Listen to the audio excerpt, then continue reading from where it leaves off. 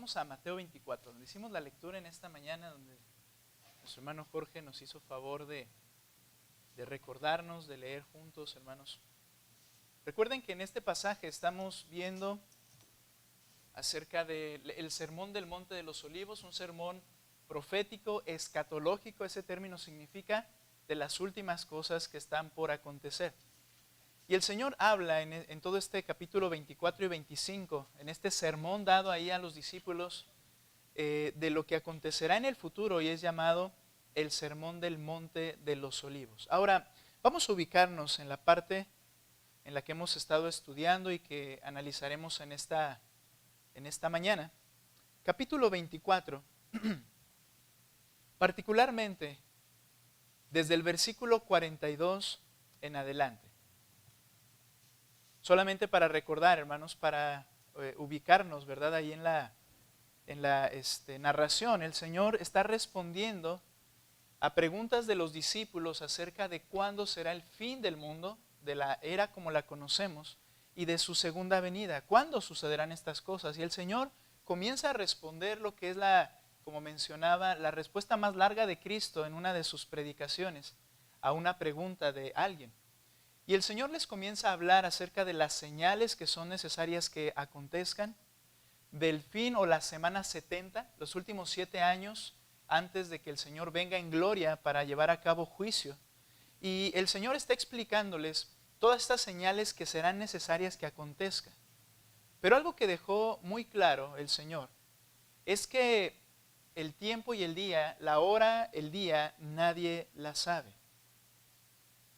Aquel día y hora, dice el Señor, nadie sabe, sino solo el Padre. Se los dice en esta narración, en este escrito, en esta predicación. Su venida entonces, como veíamos la semana anterior, es inminente. ¿Qué quiere decir esto? Que está próxima, pero que es desconocido el tiempo. Puede ser hoy, puede ser en cualquier momento, en realidad, desde el tiempo en que el Señor habló, la venida de Cristo es inminente. Esta característica es que nadie puede averiguar ni saber cuándo será. Pero el Señor dijo que cuando acontecieran las señales, entonces se darían cuenta que Él está próximo a venir. El Señor les llama a estar preparados, estar listos para observar esas señales que deben cumplirse antes de su venida y que el Señor, ya como hemos oído, les había anunciado con claridad. Así que cuando esas señales se cumplan, entonces sabrán, dijo el Señor, que Él está cerca a las puertas. Las señales son muy específicas, inconfundibles, porque serán de una manera en que el mundo jamás las ha visto antes. Ahora, ¿qué se requiere mientras tanto? ¿Qué se requiere? Ya que el día y la hora son inminentes de que el Señor regresará, ¿qué se requiere? El Señor les exhorta a estar alertas. Note por favor, capítulo 24, verso 40. Por tanto, ya que su venida es inminente, velen, velen. Esa palabra es vigilancia y expectación. Velen. Sigue diciendo la razón, porque no saben en qué día viene su Señor. Esta exhortación es para sus discípulos que lo están oyendo allí. Esta exhortación es para la iglesia, el tiempo que nosotros estamos viviendo acá. Esta exhortación es para los creyentes que vivirán la última semana de Daniel y que verán todas esas cosas que acontecerán antes de su regreso de manera tan catastrófica, y al ver esas el Señor les dice, velen para que estén atentos y las puedan percibir. Pero también esta exhortación es para toda la humanidad. Deben estar alertas y atentos a lo que el Señor ha dicho y a sus señales que Él ha marcado, y en realidad estar siempre de manera atenta porque el tiempo es inminente. Entonces el Señor nos exhorta a permanecer alertas. Este es el tema que hoy trataremos. El Señor nos exhorta a permanecer alertas. vigilar, expectación. Esto es lo contrario a indiferencia y laxitud. Es lo contrario a, bueno, pues tal vez vendrá, no sabemos cuándo, entonces laxitud, flojera. El estar en una vida ociosa en cuanto al propósito y en cuanto a aquello que debemos estar alerta. El Señor nos exhorta a permanecer alertas. Ahora, en primer lugar, quiero que veamos acá la necesidad de tener vidas expectantes. La necesidad de tener vidas expectantes ante lo inminente. Esto es necesario. El Señor dice la razón de por qué es necesario estar expectantes. Les dice allí en el verso 42, porque no saben en qué día viene su Señor. Por tanto, tienes que estar expectante, atento, alerta de lo inminente. La realidad, hermanos, es que solo si estamos expectantes. Estas personas, particularmente las que estarán en esa última semana, solo si están expectantes podrán identificar las señales y saber que se ha cumplido el tiempo. De manera directa les está hablando de ese tema, su segunda venida. Pero yo mencionaba la enseñanza pasada que todos estamos ante acontecimientos inminentes. ¿Qué sabes tú si hoy es el día en que te presentarás ante tu Creador para dar cuentas? ¿Lo sabes? No, y es un acto de Dios. Y es inminente. Está próximo, pero sin saber el tiempo. O que el Señor venga por su iglesia y le lleve. ¿Lo sabes? No. Y aún los que estén en esa última semana verán las señales, pero aún así no sabrán el día y la hora y tienen que estar y permanecer expectantes, tanto para ver las señales como para estar listos para ese momento. La razón de estar expectantes es porque no sabes el día ni la hora. Y solo por medio de estar expectantes se puede estar preparado. Note la imagen que el Señor utiliza para ejemplificar esta idea. Versículo 43. Pero entiendan esto.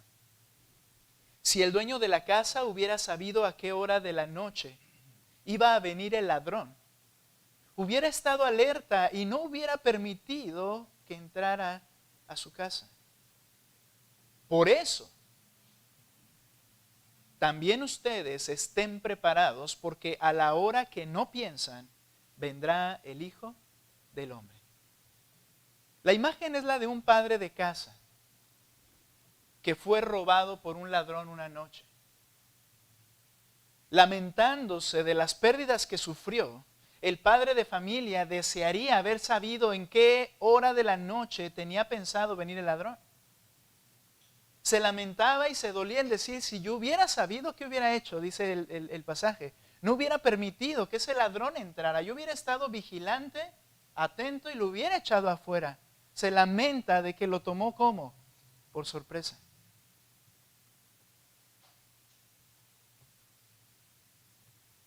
Este hombre deseaba haber velado, si era necesario, toda la noche, cuando vio el resultado de haber estado distraído. Me temo que ese será el lamento de muchos. Hubiera estado preparado. Hubiera estado preparado. Y sobre todo, cuando ya las cosas se hacen realidad. Ejemplos. Cuando ya la muerte llega a la puerta y la persona esté lista para estar o frente a su Creador, sin duda pensará, hubiera estado preparado. Si el Señor viene y nos llevase a su gloria, y qué hermoso ver el rostro del Señor, pero qué vergüenza al pensar, hubiera estado preparado, porque no hice lo que debiera. Y me lamento que este será el pensamiento de muchos de nosotros.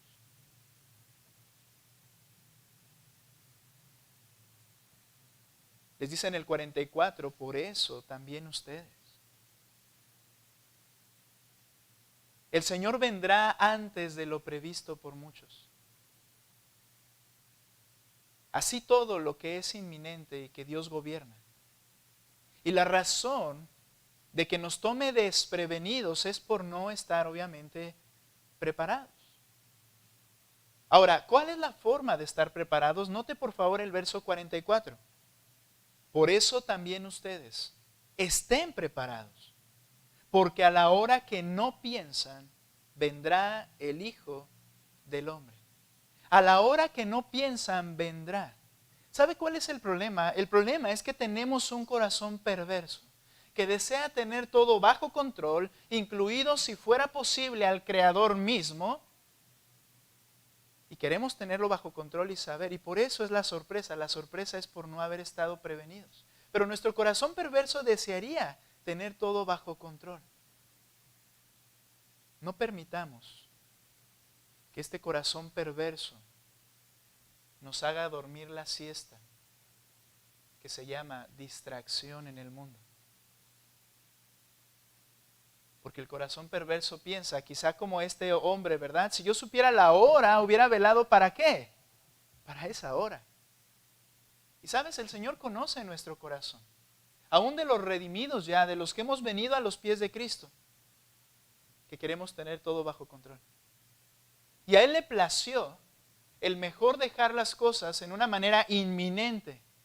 Porque si supiéramos que viene el Señor o que me voy a presentar ante Él en tal fecha, entonces una semana antes, si no es que un día antes, me pongo a hacer lo que tengo que hacer. ¿No es cierto? Pero Él dice, no sabes a qué hora, por eso tienes que estar expectante todo tiempo. Todo tiempo. Pero el corazón nos engaña y parece que las cosas no van a acontecer. Nadie piensa en la muerte. Aún dentro de los creyentes aberran hablar de la muerte. Yo no soy superior de ninguna manera, hermanos. Todos los días pienso en la muerte. Y créame, esto no me priva. No, es que no hay que estar pensando en eso. No, sí piénsalo. Porque cada día, si piensas que hoy es el día que estarás dando cuenta ante el Señor, te prepararás y en este día no cometerás las mismas cosas para cuando estés ante tu Señor puedas dar buenas cuentas. Pero si en ese día yo no pienso en lo inminente, yo me voy a distraer automáticamente y me voy a dedicar a las cosas de este mundo. No durmamos la siesta de la distracción de este mundo. Hay algunas amonestaciones al respecto de algunos teólogos de la Escritura. Por ejemplo, Robertson dice, es vano e inútil establecer el día y la hora de la venida de Cristo, pero es una locura ignorarla. Es una locura ignorar que el tiempo es y puede ser hoy. Richard Lenski, dice él, ese es el único camino sensato y seguro. Porque en la misma hora, cuando uno está seguro que el ladrón no vendrá, en esa precisa hora aparecerá. Por eso es sorpresivo, porque no me imaginaba que hoy iba a aparecer. Y así vivimos los días muchos de nosotros. Y nos toma por sorpresa. Evis Carballosa, uno de los teólogos hispanos que más favoritos, ya lo he mencionado muchas veces, pero él dice, si el día y la hora de la venida del Señor solamente la sabe el Padre, entonces toda la vida debe ser una preparación constante para esa venida. El no estar preparado, sigue diciendo, deja la puerta abierta para la entrada de errores y sorpresas. La vida expectante que es necesaria, que necesitamos vivir de esa manera, es aquella vida que anticipa a su Señor. Así como será necesario a los discípulos en el tiempo de la tribulación, el estar expectantes, las Escrituras, toda la Escritura muestra que una característica para mantener una vida fiel y en vitalidad en los creyentes en todos los tiempos es la expectación ante el cumplimiento de las promesas del Señor. Y en el Nuevo Testamento se nos dan ejemplos claros de esto. Los creyentes que dieron fruto, hermanos, eran creyentes que vivían vidas expectantes del cumplimiento de las promesas y amenazas en algunas ocasiones del Señor. Esto les llevó a rendir fruto para su gloria. Esto les llevó a dar realmente su vida y glorificarle a través de sus vidas. Note por favor, en Hechos capítulo 20, quiero ver algunos ejemplos de la necesidad de una vida expectante. Hechos capítulo 20, verso 28.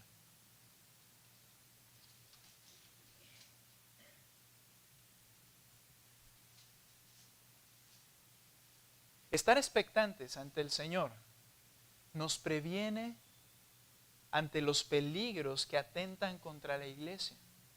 Vea por favor Hechos 20, 28 al 31. Recuerden que estoy leyendo una versión un poco distinta, pero quiero hacerlo para que se vayan familiarizando y conociendo que estamos hablando de las mismas cosas a través de las dos versiones que usamos. Ahora, vean verso 28.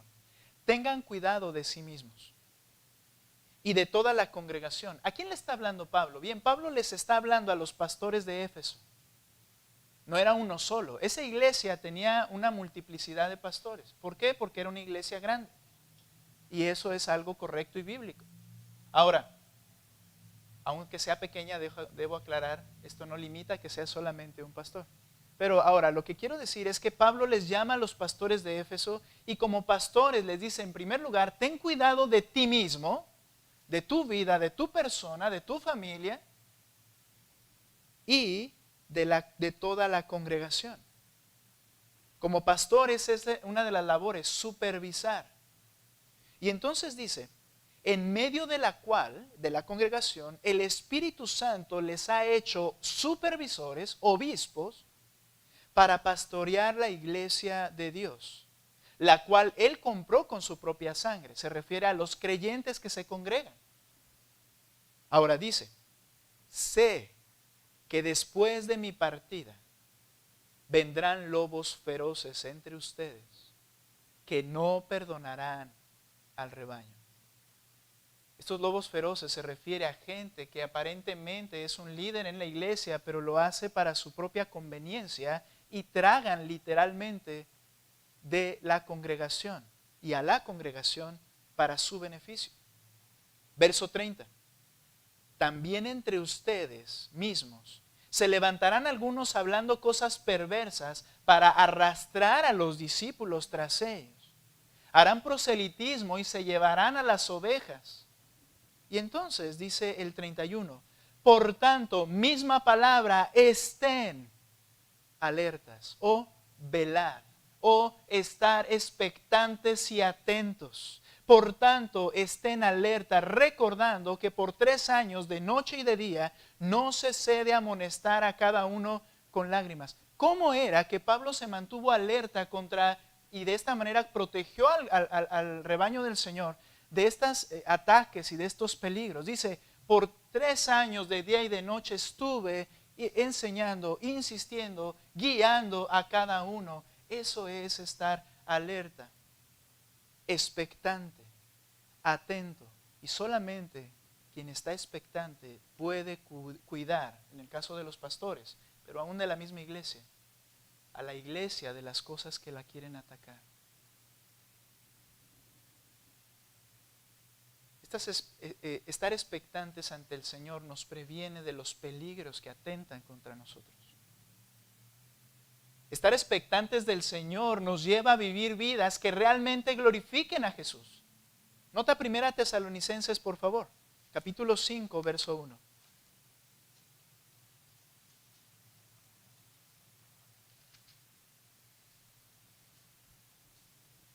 Hasta el día de hoy, hasta este momento que estoy hablando, ¿cuánto has pensado en lo inminente? ¿Lo haces cada día? Mira lo que dice 1 Tesalonicenses 5:1. Ahora bien, hermanos, con respecto a los tiempos y a las épocas, no tienen necesidad de que se les escriba nada, porque ya lo habían ellos aprendido. Pues ustedes mismos saben, les dice, perfectamente que el día del Señor vendrá así como ladrón en la noche. Es decir, nadie lo espera, nadie de los que están, ¿qué? Distraídos. Y luego sigue diciendo, que cuando estén diciendo paz y seguridad, entonces la destrucción vendrá sobre ellos repentinamente como dolores de parto a una mujer que está encinta y no escaparán. Pero ustedes, contrario a los que serán tomados por sorpresa, ya sea en la muerte, en la venida de Cristo, sorpresa porque no están preparados, dice, por el contrario, pero ustedes, hermanos, no están en las tinieblas para que el día los sorprenda como ladrón. Porque todos ustedes son hijos de luz e hijos del día, no somos de la noche ni de las tinieblas. Dice la Escritura que Él nos sacó de las tinieblas de este mundo, del pecado y de la muerte, y nos trasladó a la luz de su Hijo. Somos hijos de luz. En el momento de la redención, del perdón, cuando yo creí en el Evangelio, en ese momento me sacó de la condición en la que vive el mundo. Y de manera general, y utilizando el término que estamos usando, el mundo vive distraído en sus pasiones y pecados y en su muerte espiritual. Dices que tú no eres de ese grupo. Te saqué y ahora eres hijo de la luz como para que te sorprenda de la misma manera ese día. ¿Qué está diciendo? Tú debieras estar expectante todo tiempo. Dice entonces, versículo 6, por tanto, ya que eres hijo de luz y del día, porque Él te ha sacado de ahí, no durmamos como los demás, sino estemos alerta y seamos sobrios. Nuevamente, la misma palabra, expectantes y seamos sobrios. Porque los que duermen de noche duermen y los que se emborrachan de noche se emborrachan. ¿Cuál es la idea en este pasaje?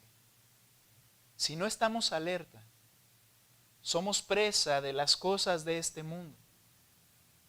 Dormir, estar distraído. Ocupado en otra cosa. En ese caso, en el ejemplo, ¿verdad? La persona en la noche está dormida, está enfocada en dormir. Y la vida en esta tierra se convierte en una distracción permanente. Dice, no durmamos como los demás, no te distraigas como los demás se mantienen distraídos. Debes estar expectante porque el que está distraído se embriaga. Dice que de noche duermen y se emborrachan. ¿Qué es esto? Cuando dice la Escritura que debemos estar alertas, expectantes y ser sobrios, no se refiere al uso del vino o no. Aunque entendemos y sabemos lo que la Escritura habla al respecto, pero no es el enfoque de este texto. ¿Cuál es el enfoque? Embriagarse es que las cosas te dominen.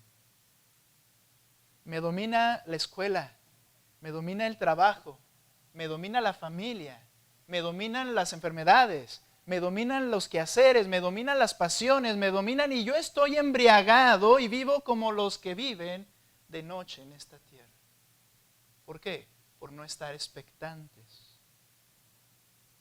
A que hoy puede ser el día y cuando yo estoy expectante, entonces hago lo que debo hacer. Pero si estoy distraído, me va a dominar este mundo. El apóstol Pablo en Romanos dice que ya hemos sido nosotros muertos al pecado y vivos para la justicia. Y luego da una indicación muy clara. No dejes pues que el pecado reine en tu cuerpo mortal de modo que lo obedezcas en sus concupiscencias, en sus deseos equivocados y perversos. Hermanos, aunque somos creyentes, si seguimos distraídos, el pecado nos gobierna. Ya no somos esclavos del pecado, pero la influencia del pecado hace que nos conduzca en lo que hacemos.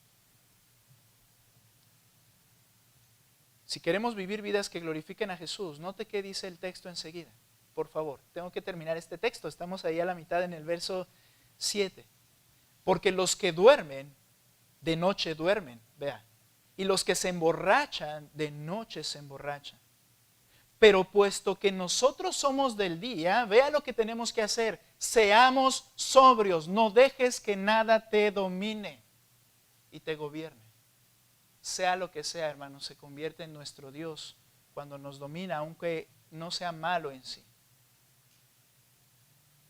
Mi esposa puede convertirse en mi Dios, en mi ídolo. Cuando mi principal atención y mi principal preocupación es que ella me apruebe todo lo que yo hago, y quizá ella está en contra de la Escritura. Estoy diciendo algo, un ejemplo, para enseñar que aún las cosas que no son malas en sí, nos pueden llegar a dominar. Dice, tú tienes que ser sobrio, que nada te controle. Solo el Señor, obviamente. Habiéndonos puesto la coraza de fe y del amor por casco, por casco la esperanza de la salvación.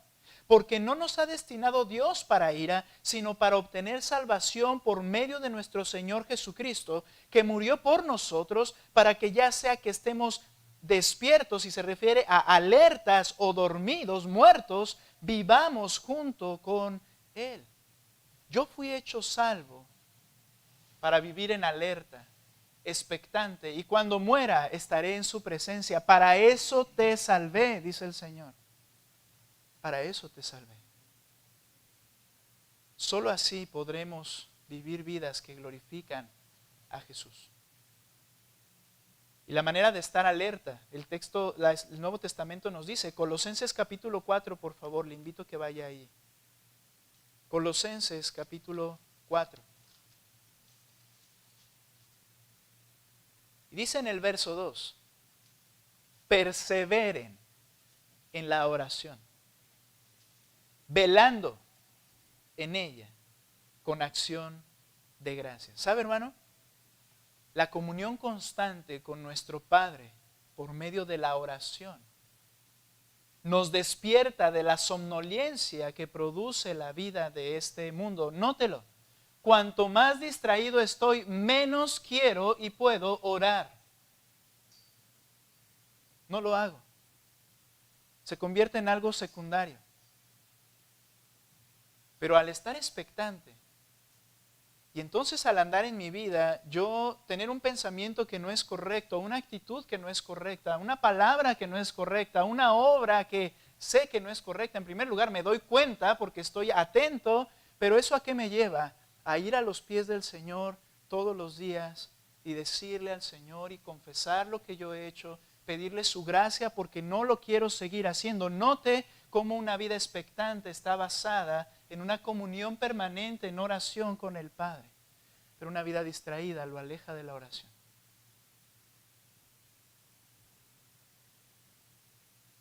Hay una necesidad, hermanos, de tener vidas expectantes, porque Él nos exhorta a estar alertas. Me hubiera preparado. El Señor ahora pasa y usa una ilustración más, la de un amo y sus esclavos, para mostrar que solo una persona que está expectante, es decir, alerta, puede ser fiel a su propósito. Y entonces cosechar esas bendiciones que trae la fidelidad. Ve aquí por favor en el 45 al 51, las garantías de una vida en fidelidad. ¿Qué queremos ver aquí, hermanos? Mira, no puedo ser fiel si no estoy expectante. No puedo ser fiel si no estoy alerta. No puedo ser fiel. Y hay garantías de una vida en fidelidad. Note por favor Mateo 24, verso 45. Sigue la misma idea. Ahora dice, ¿quién es pues, habiendo dicho esto, quién es el siervo fiel y prudente, a quien su Señor puso sobre los de su casa, para que les diera la comida a su tiempo? Voy a leer toda esta porción.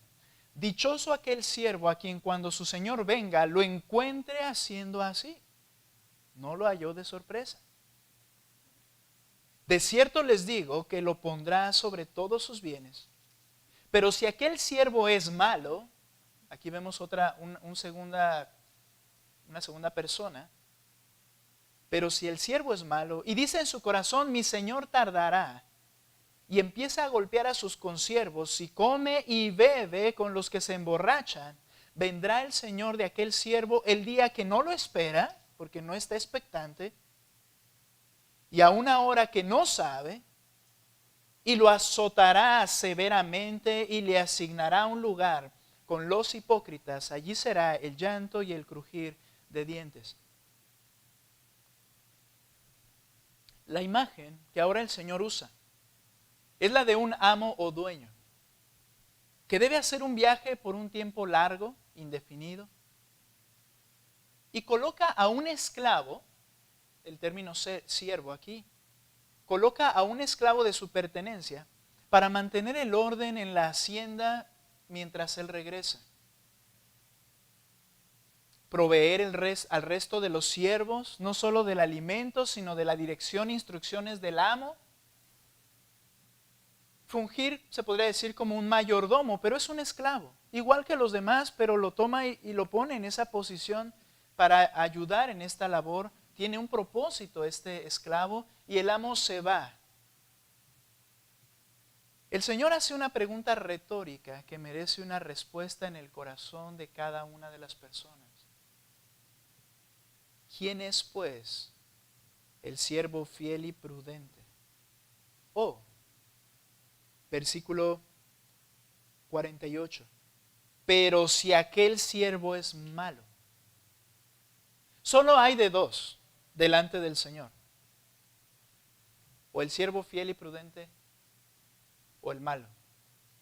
Así lo pone el Señor.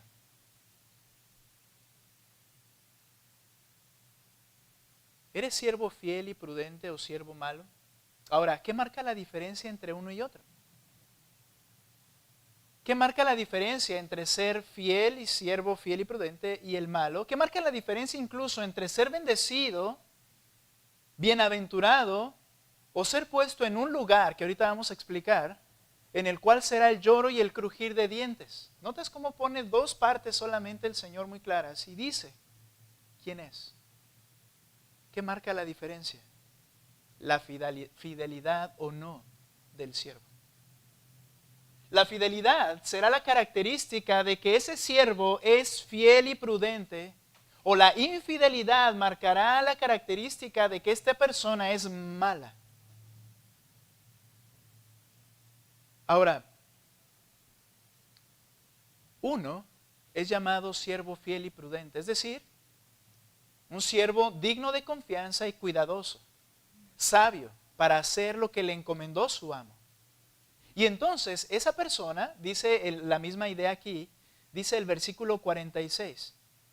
Dichoso aquel siervo a quien cuando su señor venga lo encuentre haciendo así, o bienaventurado. Es decir, que este esclavo recibió la aprobación de su amo. Su favor especial cuando el amo regresa, es el amo el que dice, este es bienaventurado, dichoso, y le da su favor especial. Este favor especial es recibido cuando el amo regresa, y cuando regresa la cuestión es que lo halló haciendo así. En el momento que él vuelve, esta persona estaba haciendo lo que tenía que hacer, lo que se le mandó. Y entonces lo promueve de su puesto, lo pone sobre todos sus bienes, lo hace su mayordomo oficial,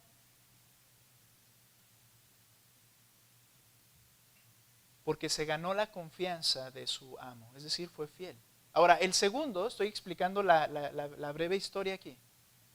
El segundo es llamado malo. Es llamado esclavo malvado, de manera literal. ¿Por qué? Note por favor el versículo 48. Pero si aquel siervo es malo, dice en su corazón, mi señor tardará. Y entonces empieza a golpear a sus consiervos, come y bebe con los que se emborrachan. Vendrá el señor de aquel siervo el día que no lo espera y a la hora que no sabe, y lo azotará severamente. Esta frase significa lo partirá en dos. Y tiene la idea del castigo que llevaban a cabo los amos con sus esclavos en aquellos tiempos. Ellos podían quitarle la vida y hacerlo pedazos si querían. Era de su pertenencia. Y tiene la idea de que llegará y lo azotará de manera que literalmente su espalda quede partida en dos. Y después, dice enseguida, y le asignará un lugar con los hipócritas, los enemigos del amo, y allí será el lloro y el crujir de dientes. El segundo es llamado malo, esclavo malvado. ¿Por qué? En su corazón tomó la siguiente determinación. Ya que mi señor tardará, no se ve para cuándo, entonces puedo, mientras tanto, tratar mal a los demás esclavos. Era un esclavo igual, pero se sintió orgulloso y comenzó a tratarlos como si fuera el jefe. Organiza fiestas y se embriaga. La palabra es dura porque la idea de esto es que organizó orgías. Y estas fiestas que él organizó, las organizó con los bienes no suyos, sino de su amo. Con bienes que no le pertenecían. El resultado de esa escena es que viene el Señor. Para él viene de manera sorpresiva porque obviamente no estuvo expectante esperándolo, ya que nadie sabe el día ni la hora, pero él no lo esperaba y entonces lo azotan, lo colocan como los enemigos del amo. Ahora, ¿qué nos enseña esta historia? La fidelidad, hermanos, es lo que identifica a los creyentes. La fidelidad es lo que identifica a los creyentes. Aquí el Señor describe a un hijo de Dios y describe a quien no lo es. Y nos enseña las garantías que hay de una vida en fidelidad. Para ser fieles a lo que el Señor nuestro amo nos mandó en su palabra, se requiere estar expectantes. Este siervo en la historia mantenía en su mente la idea de que puede ser hoy que el maestro venga, que el amo, venga, entonces yo voy a hacer lo que me dijo que hiciera. Y quizá en esa labor, ¿verdad? Amaba a su amo, no lo sé, no es el punto del texto, pero el punto es que tenía un propósito, hacer un trabajo, y él lo quiso hacer para quedar bien ¿con quién? Con su amo.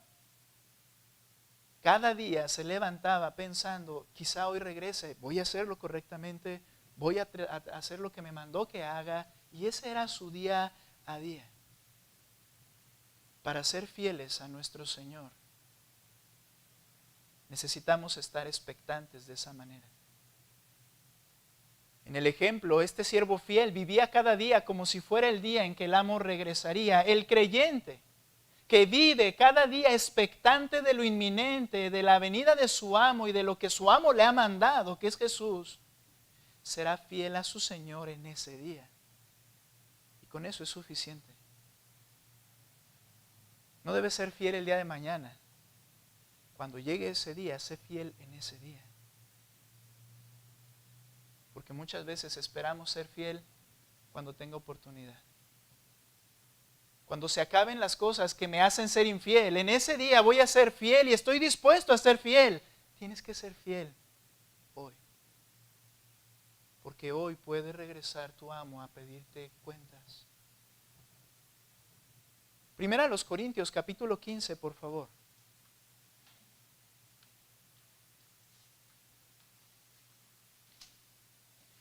Dice el versículo 30 al 34.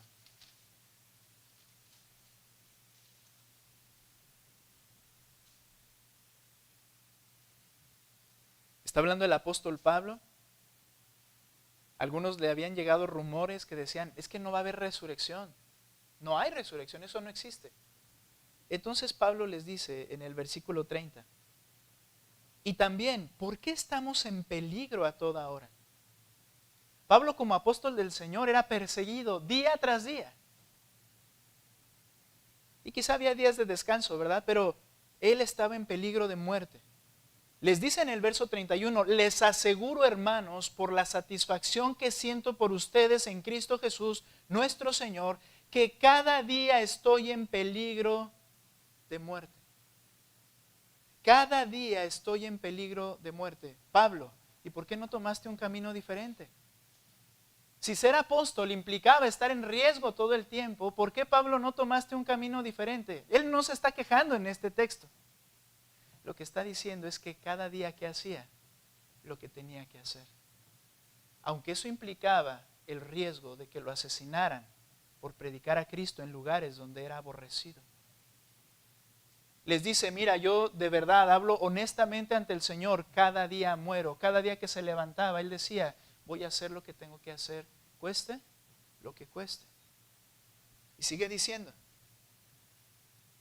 si por motivos humanos luché contra fieras en Éfeso, y se refería a la gente que lo quería despedazar, ¿de qué me aprovecha?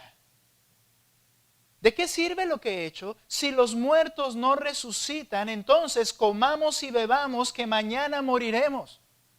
Lo que está diciendo Pablo es que si no crees en lo inminente, si no estás expectante a lo que el Señor dice, su venida, que Él, cuando muramos vamos a dar cuenta, que un día va a levantar nuestros cuerpos y daremos cuenta al Señor y moraremos por la eternidad con Él. Si esto no es lo que tienes en tu mente o no es realidad, entonces vive la vida como quieras. ¿De qué te sirve batallar como cristiano? Si lo único que hay es esto, pues disfrútalo.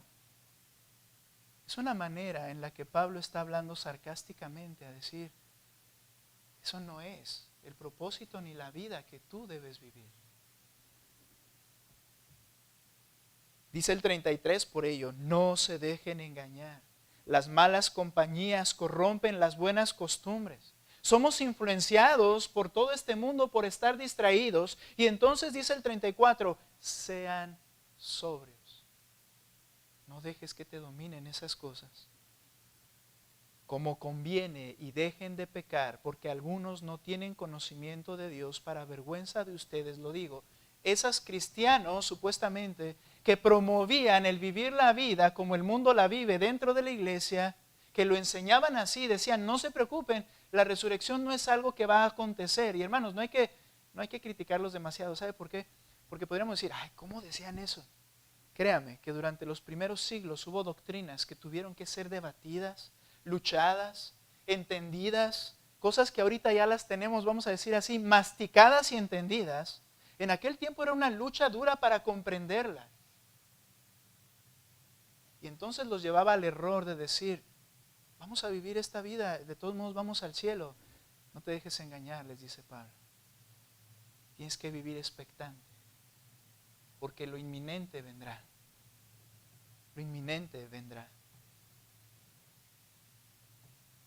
Solo un creyente que vive así será fiel a su Señor.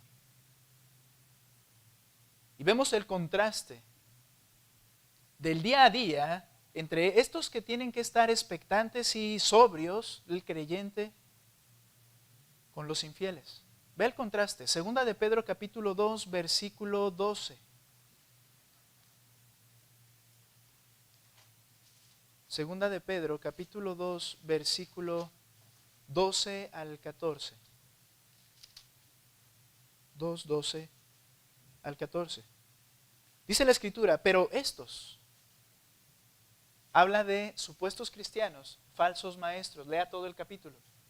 Dice, pero estos, como animales irracionales, es decir, personas que no están expectantes y pensantes, sino como animales irracionales que viven por puro instinto, nacidos como criaturas de instinto para ser capturados y destruidos, blasfemando de lo que ignoran, serán también destruidos con la destrucción de esas criaturas. Habla del juicio de Dios sobre estas personas. ¿Cuál es su característica? Bueno, lo vas a decir más adelante. Sufriendo el mal como pago de su iniquidad. ¿Recuerda lo que le pasó al siervo malo? Cuentan por deleite andar en los placeres disolutos durante el día. Como dice la versión que tienes en tus manos, cada día su objetivo es disfrutar de los placeres de esta tierra. ¿Notas lo contrario? No expectante, sino viviendo, embriagándose y siendo dominados por las cosas de este mundo. ¿Y cómo dice el texto que, o cuál es su destino? Dice, serán condenados. Son manchas e inmundicias, deleitándose en sus engaños mientras banquetean con ustedes. Banquetean no se refiere a de las banquetas, sino de los banquetes. Esta palabra en nuestro pasaje, en la versión Reina Valera que dice en vuestras, ayúdeme, ¿cuál es la palabra? Agapes, ¿verdad?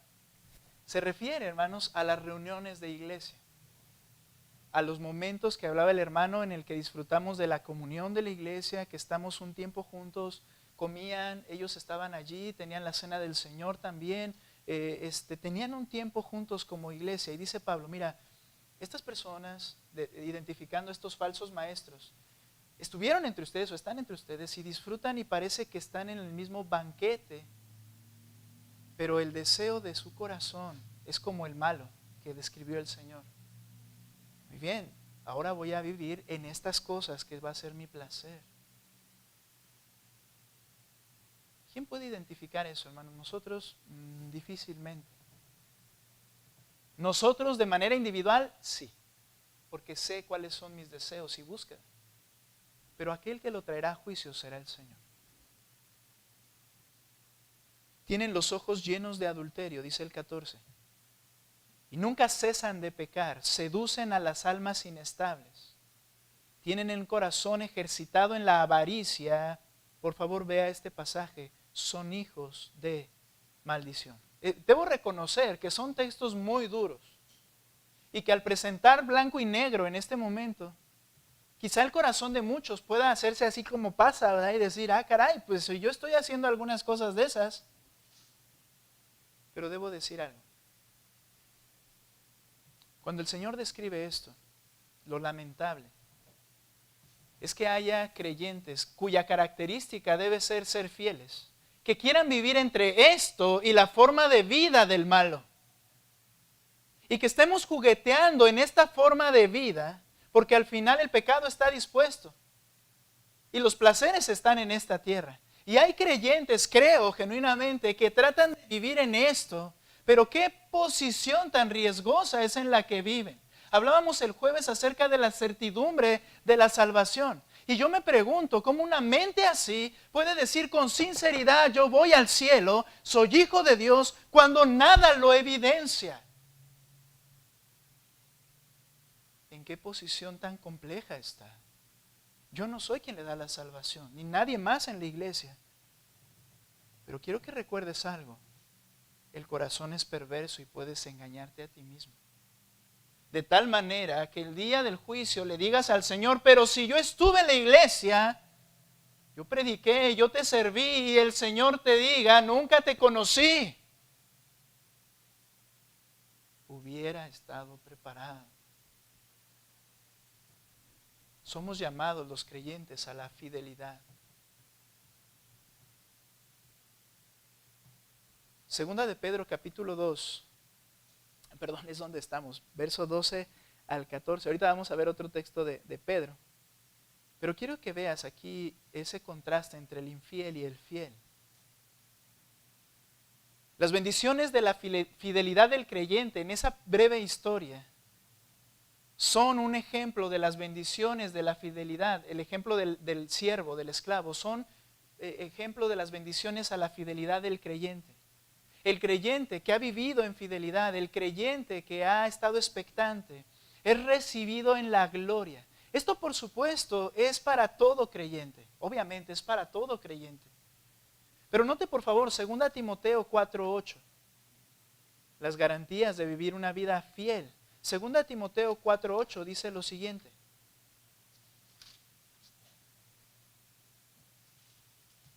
En el futuro, dice Pablo, me está reservada la corona de justicia, que el Señor, el juez justo, me entregará en aquel día. ¿Ves cómo se identifica a nuestra historia con el esclavo fiel? Él me va a premiar, podríamos decir así, y lo está diciendo Pablo. ¿Por qué? Nota. Y no solo a mí, sino también a todos los que aman su venida. No sé cómo decir esto, pero no hay un creyente que no ame su venida. Pero hay creyentes que olvidan estar expectantes de su venida. Pero la idea de Pablo aquí es que el creyente está anhelante por el día que vendrá el Señor. ¿Y eso a qué le lleva? Estar expectante y hacer lo que tiene que hacer.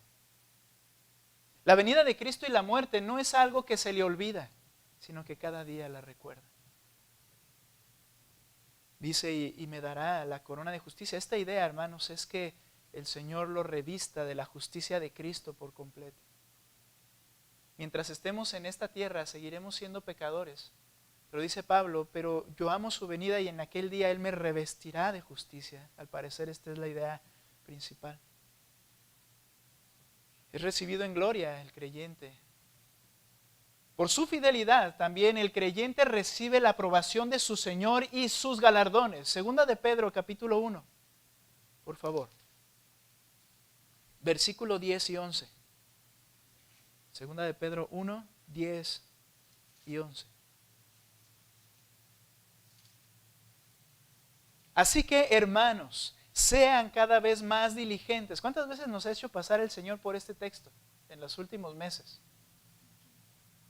Así que, hermanos, sean cada vez más diligentes para hacer firme su llamado y elección de parte de Dios, porque mientras hagan estas cosas nunca caerán. Expectación me lleva a diligencia. Diligencia de hacer manifiesto que yo soy un siervo del Señor, que yo soy salvo. Evidencia de ello, yo debo esforzarme ¿en qué? En hacer lo que tengo que hacer, no más que eso. Y hacerlo como el Señor me dice. Ahora, dice el versículo 11, pues de esta manera, quienes están viviendo de esta manera, les será concedida ampliamente la entrada del reino eterno de nuestro Señor y Salvador Jesucristo. Podríamos implicar en este texto que habrá quienes recibirán una entrada estrecha en el reino del Señor. Y Corintios nos habla de ello. Porque dice que cuando demos cuenta de lo que hicimos mientras estuvimos en el cuerpo, sea bueno o sea malo, hablo de creyentes exclusivamente, unos se quedarán con las manos vacías porque toda su vida no dio ningún fruto permanente para la gloria de Cristo. Y otros, después de ser analizadas sus obras, serán hermosos recuerdos de haberle dado gloria a Cristo que permanecen para siempre. Dice Pedro, si tú vives así, serás recibido de una manera amplia y abundante. Habla, hermanos, de una recepción y de galardones de parte del Señor y su reconocimiento, si lo podríamos decir así, por haber sido fieles. Voy a concluir, acercarme a concluir, sí, con un punto último. La infidelidad tiene su condena. El término malo identifica a un corazón no regenerado, que solo piensa en los placeres terrenales. Ahora, ¿por qué son llamados siervo malo? Porque tenemos que entender algo, son siervos del Señor. Hermanos, todas las criaturas son siervas del Señor. La Escritura dice que todo fue creado por Él y para Él. Así que son siervos del Señor, ya que todo ser humano fue creado para Él y para cumplir sus propósitos, lo sepan o no lo sepan, lo quieran o no lo quieran, lo prefieran o no lo prefieran, fueron creados para ser siervos del Señor. Estos rechazan la venida de Cristo, la ignoran, se dedican a sus propios deseos y son llamados siervos malvados. Y el castigo es claro. Dice que cuando venga el juicio del Señor serán castigados duramente. El juicio será un juicio, hermanos, que desearían que se acabara pronto, pero parecerá eterno y no será eterno. Pero será un juicio tan intenso y doloroso, el mismo juicio nada más.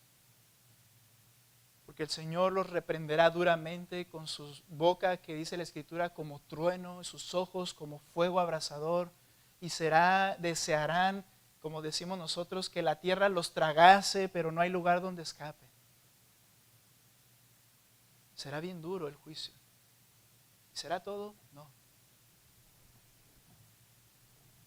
Después serán puestos con los hipócritas.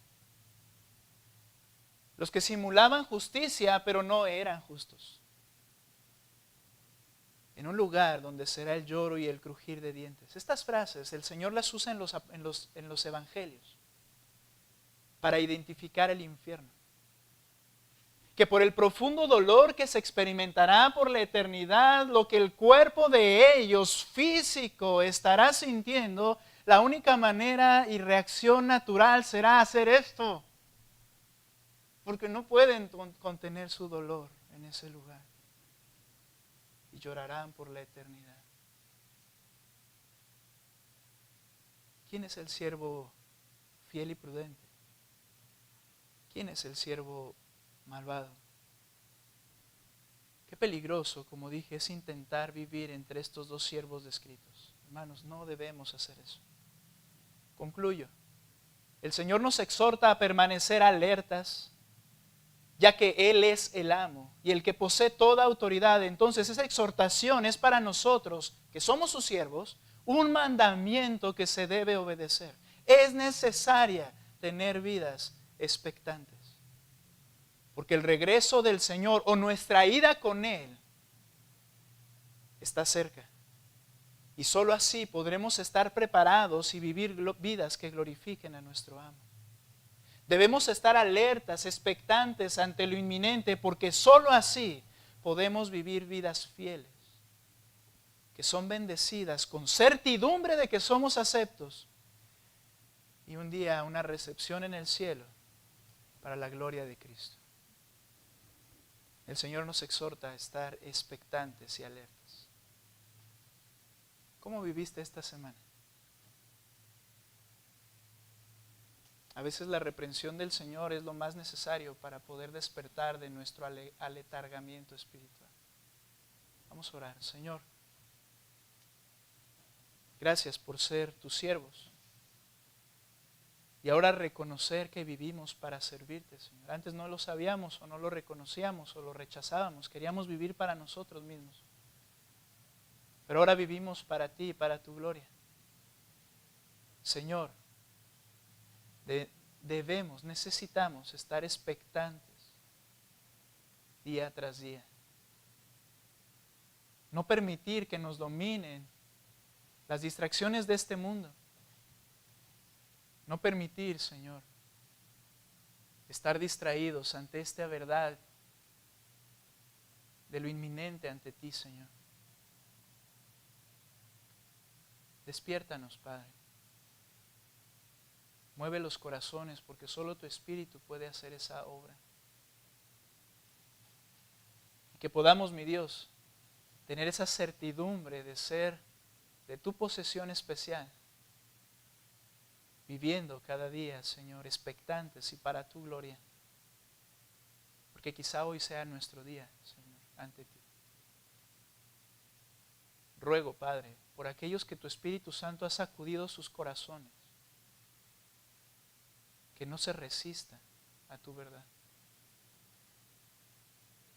Que reconozcan su pecado ante ti, que comprendan y que acepten vivir para tu gloria, que sean regenerados y transformados, Señor, salvos por medio de tu gracia, poniendo su confianza en tu Hijo Jesucristo en esta mañana, Señor. Solo tú puedes hacer eso, mi Dios. Gracias por tu palabra en esta mañana en Cristo Jesús. Amén. Vamos a cantar, hermano.